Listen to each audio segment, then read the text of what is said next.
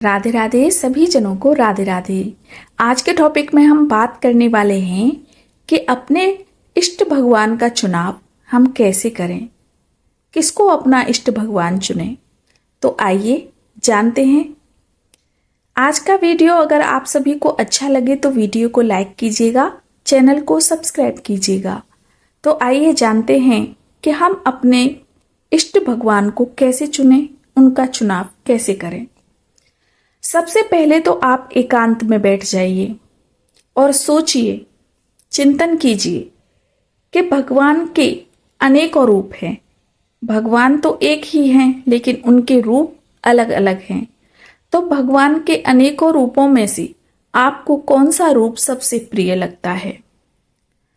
अगर वह परमात्मा आपको भगवान शिव के रूप में प्रिय लगते हैं तो आप उनको अपना इष्ट भगवान बना सकते हैं।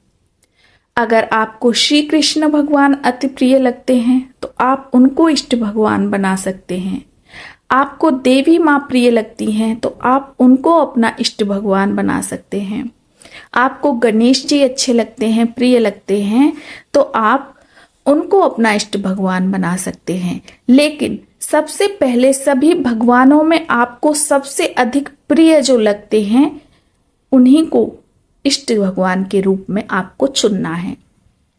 अगर आप सभी भगवान की पूजा करेंगे, कभी दुर्गा चालीसा का पाठ कर रहे हैं, कुछ दिन दुर्गा देवी की पूजा की, फिर शिव जी की शरण में पहुंच गए, अब शिव जी की पूजा कर रहे हैं, उनके शिव चालीसा का पाठ कर रहे हैं, शिव पुराण पढ़ रहे हैं। अब कुछ दिन शिव जी की पूजा संपूर्ण हुई, वहां से कोई लाभ नहीं मिला, अब हनुमान जी की शरण में पहुंच गए, अब हनुमान जी की पूजा कर रहे हैं। अपने घर के मंदिर में भी हम अलग अलग देवी देवताओं को लाके रख लेते हैं। दुर्गा देवी भी होनी चाहिए, शिव जी भी होने चाहिए, गणेश जी भी होने चाहिए। क्यों? क्योंकि हमें विश्वास नहीं है एक भगवान पर, दृढ़ निश्चय नहीं है, हमारा अटूट विश्वास नहीं है। इष्ट भगवान का मतलब होता है अटूट विश्वास, अपने इष्ट भगवान पर अटूट विश्वास। और भगवान कभी भी अलग अलग नहीं होते। भगवान श्री कृष्ण ने गीता में स्वयं कहा है कि तुम जिस रूप में मुझे देखोगे मैं उसी रूप में तुमको दर्शन दूंगा। चाहे आप शिव जी को मानो, श्री कृष्ण को मानो। शिव जी तो वैसे भी राम कृष्ण के ध्यान में मग्न रहते हैं, तो शिव जी और राम कृष्ण में तो कभी भी भेद करना ही नहीं चाहिए। तो आपके ऊपर डिपेंड है कि आपको कौन से भगवान से अधिक लगाव है, वही आपके इष्ट भगवान होने चाहिए। अब जब तक आप इष्ट भगवान को नहीं चुनेंगे तब तक आप किसी के भक्त नहीं कहलाएंगे।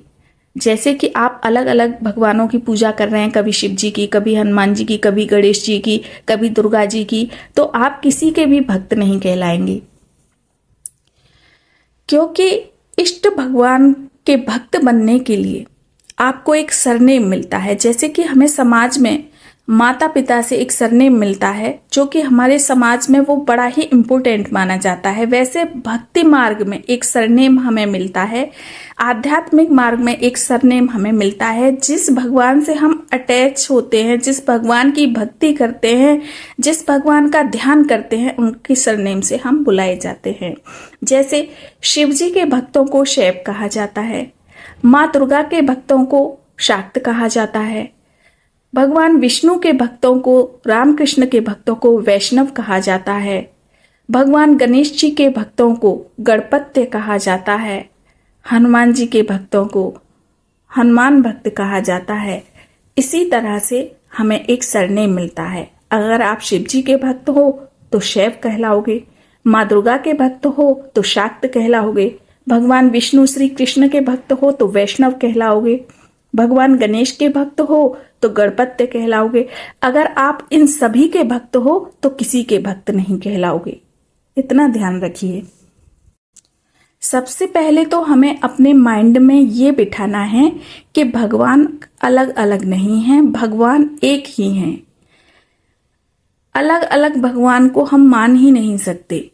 आप अगर कहीं से गुजर रहे हैं, शिव जी का मंदिर बना हुआ है, उन्हें प्रणाम करिए, गणेश जी को प्रणाम करिए, सबका सम्मान करिए, आदर करिए, लेकिन ध्यान, भजन, पूजा, पाठ, हर भक्ति का जो अध्याय है वो सिर्फ अपने इष्ट भगवान के लिए समर्पण होना चाहिए।